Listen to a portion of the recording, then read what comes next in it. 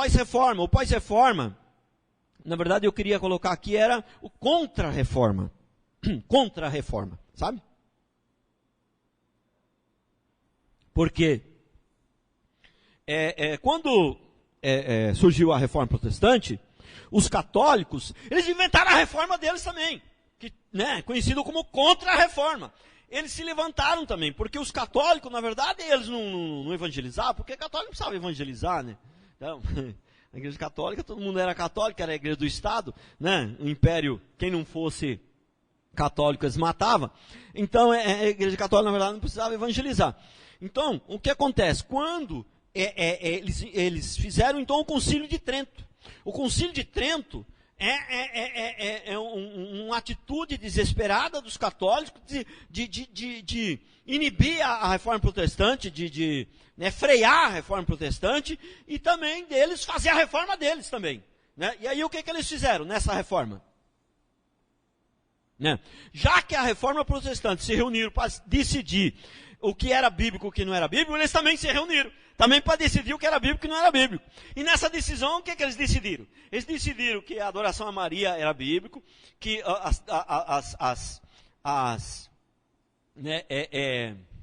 as heresias todas católicas, né, tudo era o purgatório, as imagens, tudo, eles decidiram que era bíblico, eles decidiram tudo que estava certo, entendeu? E aí, o que aconteceu? Né? Eles, inclusive, começaram também a evangelizar. Né? Inclusive, o catolicismo chegou no Brasil pelos padres jesuítas que foram enviados nesse movimento do contra-reforma. Entendeu? Nesse movimento católico contra a reforma protestante, foi onde eles enviaram os padres jesuítas para evangelizar aqui o Brasil. Foi assim que o catolicismo chegou aqui no Brasil. Né? E junto com o catolicismo chegou o nome de Jesus, porque até então ninguém sabia quem era Jesus. Né? Então, né, muitos dizem, o Brasil foi evangelizado pelos padres jesuítas. É verdade, mas foi o evangelismo, foi o que trouxeram o nome de Jesus, foi eles, mas trouxeram da maneira errada, né? E hoje está esse catolicismo aí, né? Que atrapalha, que não ajuda em nada, não contribui em nada, porque, né, não ensina a palavra, porque está tudo errado, né? E a pessoa aí nasce católico, aí quer morrer católico, não se preocupa em estudar a Bíblia, né? E acaba virando uma maldição, né? Porque uma pessoa que você fala para ele, você é o quê? Eu não sou nada. É fácil converter. Agora, vai para alguém que se diz, não, eu sou católico. E aí, para ver como é difícil converter. É difícil, porque ele acha que ele já está certo, ele acha que ele já tem uma religião, entendeu? Então é um laço do diabo, muitas coisas é um laço do diabo, essas coisas, né? E aí, um ponto aqui muito importante, irmãos, um ponto que é meio até, né, triste, né? Aí foi a volta do Tribunal do Santo Ofício, né? Porque na Idade Média, tinha muito isso, né? Na Santa Inquisição, tinha o Tribunal do Santo Ofício, fazia parte da Santa Inquisição. O que era o Tribunal do Santo Ofício? O Tribunal do Santo Ofício era um tribunal para julgar, né, as heresias, né, heresias no entendimento do catolicismo. No entendimento do catolicismo, quem cresce na Bíblia, quem pronunciasse o nome de Jesus, só era herege. Né? Quer dizer, o crente verdadeiro, na verdade, para eles era considerado herege. E eles matavam mesmo. Né? Então, agora eu concordo quando alguns historiadores dizem que não morreu tanta gente assim, porque muitos na hora voltavam atrás. E aí não eram mortos, eles tinham um castigo menor. Por exemplo, foi o caso de Galileu Galilei.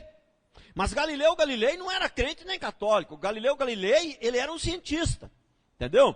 E ele descobriu nos seus estudos lá, que a Terra gira em torno do Sol, é isso que é o certo? A Terra gira em torno do Sol. O que é o certo, né? Só que a Igreja Católica não cria assim, não. Aí botou ele na roda do Santo Ofício lá, vou explicar o que é a roda do Santo Ofício, e se ele não negasse, ele ia ser morto. Entendeu? Só que ele negou. Ele falou, ele não era crente, eu vou morrer de bobeira. Entendeu? Ele falou, não, isso aí tá a minha ciência, ela está tudo errada, é vocês que estão certos. Aí ele se livrou da morte. Entendeu? Mas só que quem era crente de verdade, eles não se contentavam só em negar aquilo lá. Eles falavam que ele tinha que negar a Cristo. E aí ninguém negava, né? Aí os caras morriam, né? Aí nem eu nego, né? Se falar para mim que eu tenho que negar a Cristo, pode botar a faca no pescoço, pode descer a guilhotina, pode botar fogo na praça lá já, pode botar, porque negar a Cristo não vou. Vou ir para o inferno? Vou negar Cristo? Queimar no fogo do inferno para sempre? Eu prefiro queimar ali na praça.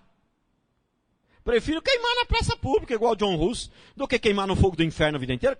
Crente de verdade não nega Cristo, de jeito nenhum. Ele morre cortado em pedacinhos, ele não nega Cristo. E aí eles morriam. Né? E como era esse tribunal do Santo Ofício? O tribunal do Santo Ofício era um tribunal, né, instituído por 3 pessoas. 3 pessoas. Eram vários tribunais. Cada região estabelecia os seus tribunais. Cada região, de acordo com a sua necessidade. E o tribunal, ele geralmente era assim, era 2 padres e um bispo. Mas se fosse uma região onde não tinha bispo, 2 padres e um bispo. O bispo era o líder do tribunal. Uma região onde não tinha bispo, eram 3 padres, aí o padre mais velho era o líder do tribunal. E aí o que acontece?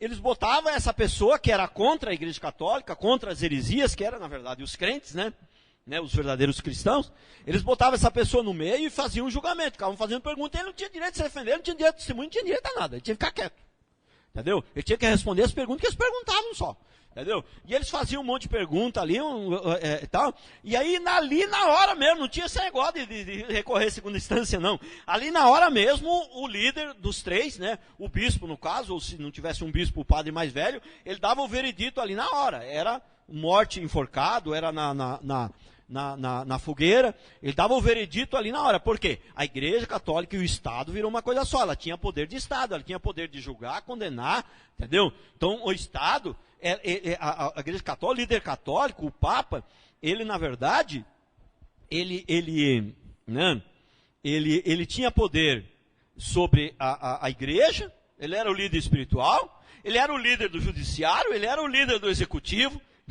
você entendeu? Tinha poder, o poder era total. É isso que muitos reformadores brigavam, contra essa questão de mistura do Estado com a coisa. Uma coisa é a religião, outra coisa é o Estado, né? Então é isso que muitos brigavam.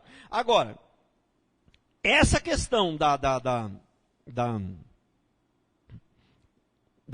Inquisição, ela foi lá no comecinho do segundo milênio, ela foi instituída pelo Padre Gregório, o Papa Gregório. Alguns historiadores dizem que talvez a intenção do Papa até fosse boa, desse primeiro Papa. Até fosse boa, né? Porque o objetivo dele era acabar com as heresias, tanto que ele pôs o nome de Santa Inquisição. Acabar com as heresias e tal, que o povo fosse santo, fosse fiel. Eu não acredito muito nisso não, né? Então, não acredito muito nisso não. Acho que a ideia já não era boa mesmo. A ideia era fazer as pessoas ser católicos à força, né? E o que acontece? Mas também, além de tudo isso, teve muita gente poderosa que se vingou dos seus inimigos. Porque a pessoa apresentava uma denúncia para o cara e o cara morria. Entendeu? Aí teve também uma época que acontece o seguinte. Os inquisidores, o cara que morria, martirizado, foi condenado à morte, porque é herético, está contra a Igreja Católica, está contra os dogmas da Igreja Católica, ele crê diferente, então vai ser condenado à fogueira. O cara que morria, os bens dele ficavam para a Igreja Católica. Esse é um dos motivos que a Igreja Católica também ficou muito rica. O outro motivo é que dizem que o imperador doou toda a sua riqueza. Sabe, o imperador na época era dono da metade do mundo, entendeu? Qual foi a expressão, né? O imperador não era pouco dinheiro, não era muito. Diz que o Constantino deixou a herança dele para a Igreja Católica, mas alguns historiadores dizem que esse documento foi falsificado, que no fundo Constantino não deixou, não. Esse documento aí foi falsificado e tal. Então, por isso que a Igreja Católica era muito rica. Então, essa pessoa que morria, os bens dela ficavam para a Igreja Católica. Só que os 3 inquisidores tinham uma comissão. Eles tinham uma comissão nessa herança, e não era pouco, não. Então, teve um período que matar gente rica estava sendo mais bom negócio. Só para você ter uma ideia que o rico também passou aperto aí em alguns momentos. Hein? O rico também passou aperto em alguns momentos. Não foi... Quando o diabo se levanta, irmão, nem o dinheiro te defende. O dinheiro ali, no caso, estava pesando contra. Estava morrendo muito rico. Porque os inquisidores, né? O cara era rico. Ah, não, vamos condenar ele à morte. Vamos condenar ele à prisão perpétua, não, pô. O cara, você já imaginou? Já imaginou hoje, o Neymar, vai vir aqui, você não está de acordo com a doutrina aqui, você está falando heresia, vem aqui. Pô, Neymar, quantos milhões? Ganha, acho que é uns 15 milhões por mês que ele está ganhando hoje, né? O que esse homem já tem? Deve ter uns 2, ele deve ter um capital ali de uns 2, 3 bilhões, né? Aí se a minha comissão for 5% de 3 bilhões, quanto que vai dar isso? Vamos matar esse cara. Está condenado à morte. Então teve um período que foi assim o negócio, né? Então os ricos também tiveram dificuldade também. Você vê que você vê que a coisa maligna, quando o diabo se levanta, não tem fogo. Se Deus permitir, Deus, né, o juízo veio para todos. E foi terrível, irmãos, foi terrível. Então, irmãos, é um resumo.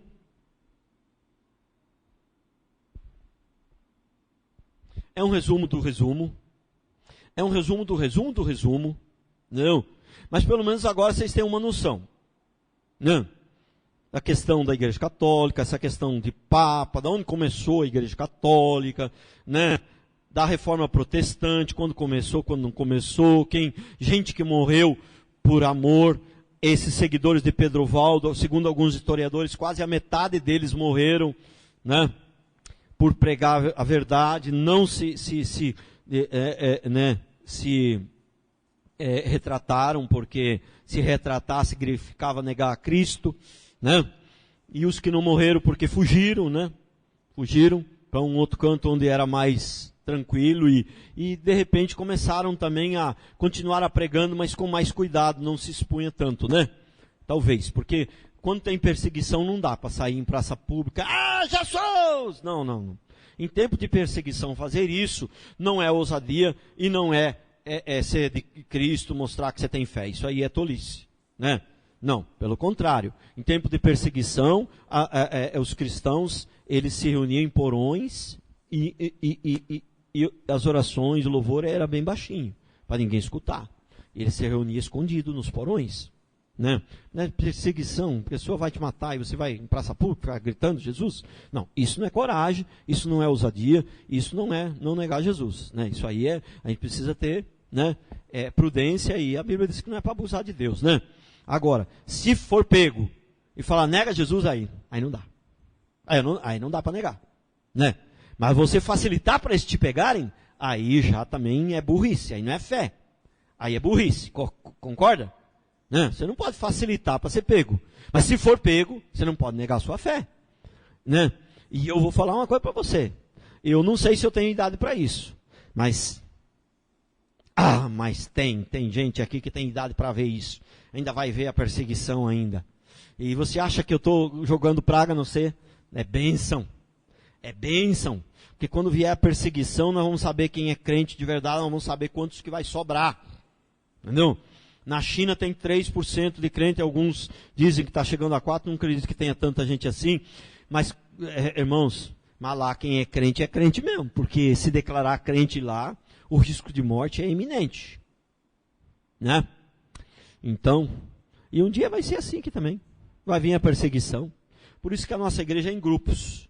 Porque se, né, perseguirem a igreja e fechar isso aqui virar uma delegacia, nós vamos continuar nos reunindo nas casas. Ainda que a gente tenha que falar bem baixinho.